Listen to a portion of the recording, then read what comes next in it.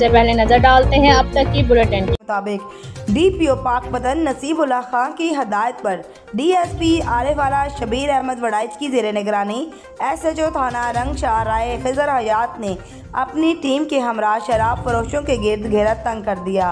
2 शराब फरोशों को गिरफ्तार करके इनके कब्जे से 70 लीटर से जायद शराब बरामद करके मुकदमा दर्ज कर लिए गए।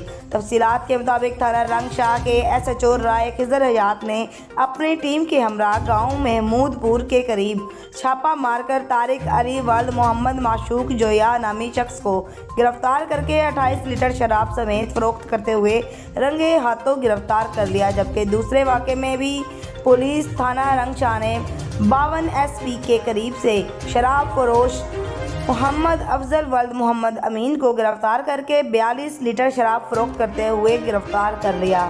पुलिस ने दोनों शराब फरोशों से 70 लीटर से जायद शराब बरामद करके अलग अलग मुकदमात दर्ज करके मुल्जिमान को जेल भेज दिया। एसएचओ राय खिजर हयात का कहना था कि शराब फरोश नौजवान नस्ल की जिंदगियां तबाह कर रहे हैं। किसी भी जराइम पेशा अफराद को अपने एरिया में कोई घिनौना काम करने की इजाज़त नहीं दूंगा।